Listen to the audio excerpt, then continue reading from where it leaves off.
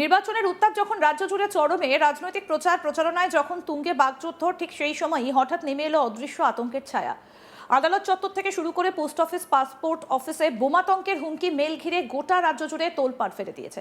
বিশেষ করে বীরভূম, মুর্শিদাবাদ, মালদা তো অস্ত্র বোমার আতুর ঘরে পরিণত হয়েছে। ভোটের দামামা বাজার আগেই বোমার দামামা শুরু। ২৬-এর বিধানসভা নির্বাচনের আগে রাজ্যের দিকে দিকে আগ্নেয়াস্ত্র থেকে শুরু করে বোমা উদ্ধারের ঘটনা ঘটছে। আর এই অস্ত্রশস্ত্র নাকি সবই বাইরের রাজ্য থেকে আসছে। ভোটের আগে ফের বোমা উদ্ধার। এবার তৃণমূলের পার্টি অফিসের উল্টো দিকে একটা দোকানের পাশ থেকে তাজা বোমা উদ্ধার ঘিরে এলাকায় রীতিমতো শোরগোল পড়ে গিয়েছে। তবে কে বা কারা এই তাজা বোমাগুলোকে ওখানে রাখলো, কেনই বা রেখেছিল, তা নিয়ে প্রশ্ন উঠতে শুরু করেছে। ২৬-এর ভোটের আগেই কি রাজ্যে অশান্তির ডামাডোল শুরু?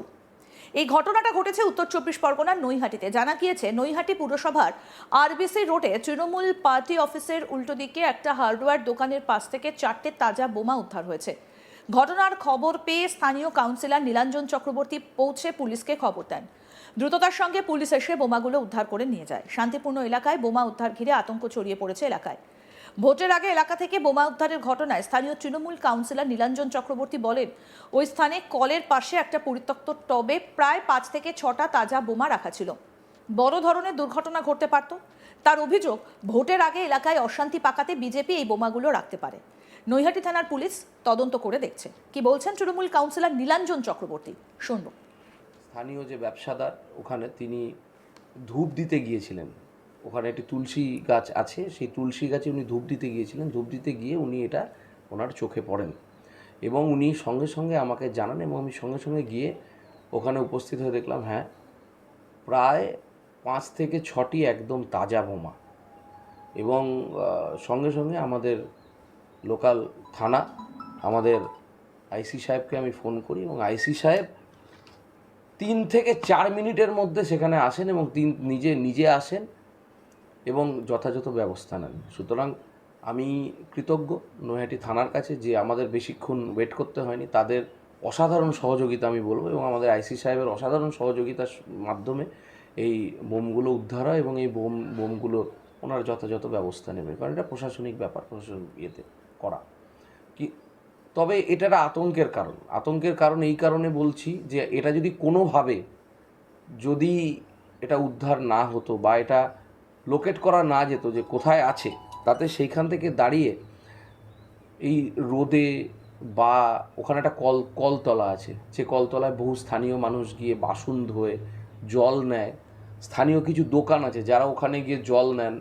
তো আমার মনে হয় এই যে দাবদাহ, এই যে এই তাপে এই বোমটা বাস্ট করতে পারতো বা কোনোভাবে ক্ষতিগ্রস্ত হতে পারতো। এবং পিছনে শুধুমাত্র ওটা তো ব্যবসাদার বা ব্যবসার দোকান শুধু নয়, ওটা তাদের বাড়ি, সেখানে বাচ্চা ছেলেমেয়েরা আছে। এটা একটা বড় আমার মনে হয় দুর্ঘটনা। এই দুর্ঘটনাটা এড়ানো গেল।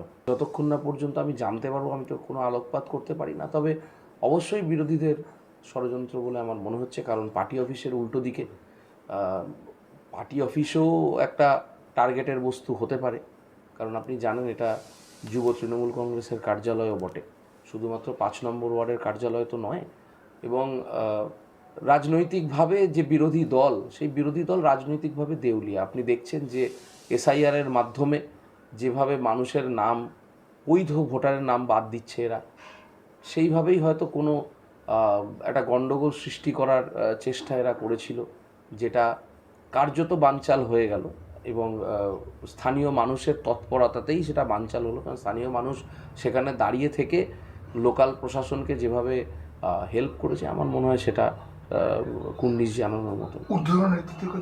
হ্যাঁ, আমি ইতিমধ্যে আমাদের এমএলএ সাহেবকে আমি জানিয়েছি এবং এমএলএ সাহেব যথাযথ ব্যবস্থা নেবেন। অভিযোগ অস্বীকার করেছে বিজেপি নেতৃত্বের দাবি, এই গোটা ঘটনার পেছনে নাকি পার্থ ভৌমিকের হাত রয়েছে। কি বলছেন বিজেপি যুব নেতা সৌম্যদীপ মোদক, শুনব। ব্যারাকপুরের মানুষের দুর্ভাগ্য, ব্যারাকপুরের মানুষ পার্থ ভৌমিকের মতো নাটকবাজ ক্রিমিনাল সাংসদ পেয়েছে। এই পার্থ ভৌমিকের নির্দেশে গোটা ব্যারাকপুর তথা এই নৈহাটি বারুদের স্তূপে ক্রিমিনালের আখড়া হয়ে গেছে। আজকেও নৈহাটি তৃণমূলের পার্টি অফিসের সামনে থেকে বোমা উদ্ধার হয়েছে। এই বোমা তৃণমূল মজুত করছে, কারণ বুঝে গেছে 2026-এ বিধানসভা ইলেকশন তৃণমূল নির্মূল হয়ে যাবে, তাই জন্য একটা ভয়ের বাতাবরণ সৃষ্টি করার জন্য এবং বিজেপিকে অত্যাচার করার জন্য এই বোমা, গুলি, বন্দুকে মজুত করছে। এই তৃণমূলের এক পক্ষ মজুত করছে আর এক পক্ষ ধরিয়ে দিচ্ছে, কখনো সনদ দিয়ে মজুত করছে অশোক চ্যাটার্জি ধরিয়ে দিচ্ছে, কখনো অশোক চ্যাটার্জি মজুত করছে সনদ দিয়ে ধরিয়ে দিচ্ছে। কিন্তু এই সমস্ত কিছুর মূলে, সমস্ত কিছুর মাথা হচ্ছে পার্থভৌমিক।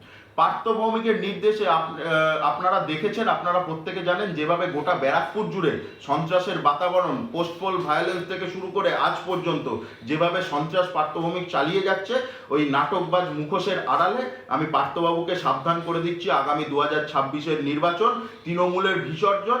এবং আপনিও সাবধান হয়ে যান, যদি এইভাবে সন্ত্রাসের বাতাবরণ তৈরি করার চেষ্টা করেন, বোম গুলি দিয়ে কিন্তু বিজেপিকে রোকা যায় না, ভয় দেখানো যায় না। এর যোগ্য জবাব কিন্তু আপনি পাবেন, সাধারণ মানুষ, জনগণ আপনাকে যোগ্য জবাব দেবে এবং নৈহাটি ছাড়া করবে আপনাকে। সম্প্রতি মুর্শিদাবাদের ফারাক্কাতেও বোমা উদ্ধারের ঘটনা ঘটেছে। ফারাক্কার শিবনগর এলাকায় একটি আম ও লিচু বাগান থেকে একটা ব্যাগে প্রায় 15টা সকেট তাজা বোমা উদ্ধার করে পুলিশ। পুলিশ সূত্রে জানা গিয়েছে, শুক্রবার গভীর রাতে ফারাক্কা থানার পুলিশ শিবনগর এলাকায় গাড়ি নিয়ে টহলদারি চালাচ্ছিল। সেই সময় পুলিশের গাড়ি দেখে এক ব্যক্তি পালাতে শুরু করে। পুলিশ তাকে ধাওয়া করলে সে একটা ব্যাগ রেখে পালিয়ে যায়। গ্রামের রাস্তার পাশের আম এবং লিচু বাগান থেকে উদ্ধার হয় বোমা ভর্তি একটা ব্যাগ। এরপর ঘটনাস্থল ঘিরে ফেলে পুলিশ। উদ্ধার হওয়া বোমাগুলো নিষ্ক্রিয় করার জন্য খবর দেওয়া হয় বম্ব স্কোয়াডকে। নির্বাচন ঘোষণার আগে বিপুল পরিমাণ তাজা বোমা উদ্ধারের ঘটনায় এলাকায় তীব্র চাঞ্চল্য ছড়িয়েছে। স্থানীয় বাসিন্দাদের মধ্যে আতঙ্কের পরিবেশ তৈরি হয়েছে। কি বলেছিলেন স্থানীয় বাসিন্দা মিলন শেখ, শুনবো। যেখানে সেখানে বোমা যদি এভাবে থাকে, তো আমাদের সাধারণ মানুষ যারা কাজের সাথে যুক্ত, বা এখানে যে জায়গায় বোমটা উদ্ধার হচ্ছে সেখানে সকাল থেকে সারা দিন পর্যন্ত এখানে বাচ্চারা খেলাধুলা করে, কারণ এই যে সব কাঠের যে গর্দা মর্দাগুলা থাকে তারা কুড়াই জ্বালানির জন্য, বা অনেক বকরি ছাগল এখানেও চড়তে আসে। এদের আঝুড়া মাঝুড়া লেগে যে আবার বাস্টিং ফাস্টিং হলে তো অনেক ক্ষতিকর বিষয়। এটা আমাদের পক্ষে আমাদের ভয়ানক বিষয়। এটা আমরা খুব আতঙ্কিত আছি এসব বিষয়, এই জন্য আমার খুব আতঙ্কিত আছি। এসবগুলো আমাদের এগুলো তো হয় না। এবার যাভাবে দেখলাম, এটা তো বিষয় আতঙ্কজনক বিষয়। অবশ্যই ফারাক্কা থানার পুলিশকে ধন্যবাদ জানাবো এই বিষয়ে, যে ওনারা ওনাদের লোককে দিয়ে এতক্ষণ পর্যন্ত সেখানটাই গার্ড করে রেখেছেন বা এটাকে সতর্ক করে রেখেছেন, উদ্ধার করেছে, সতর্ক করেছে। না জানা ক্ষেত্রে হয়তো বাচ্চারা বা গরু ছাগল যে হয়তো অনেক কিছু হতে পারতো, ঘটনাটা ঘটে যেতে পারতো, সেটা ঘটেনি। যেটা হচ্ছে আমাদের ফারাক্কা থানার পুলিশ, সেটা সঙ্গে সঙ্গে এটা যেহেতু কাজ করেছে, লোক পাঠিয়েছে, সেখানে সতর্ক করেছেন এবং গার্ড দিয়েছেন। এই জন্য আমাদের ফারাক্কা থানার পুলিশকে এইসব কাজের জন্য আমি অনেক অনেক ধন্যবাদ জানাচ্ছি তাদেরকে, এরকম ভালো কাজের জন্য। আরও যাতে ভালো কাজের জন্য তারা যেন এগিয়ে যায়, আমাদের সাধারণ মানুষের যাতে আতঙ্কতা যাতে না ঢুকে, এই কাজের জন্য আমি আশা করি যে আরও পরবর্তীতে যাতে সে ধরনের না হয়। কোথাও যদি কোনো রকম এরকম ইঙ্গিত থাকে, এই ধরনের স্টেপ নেওয়া আমাদের থানার তরফ থেকে যারা যে আইসি বা করেছেন। আরও আপডেট পেতে দেখতে থাকুন আজ তাক বাংলা। সাবস্ক্রাইব করুন, নোটিফিকেশন পেতে বেল বাটন অপশন প্রেস করুন।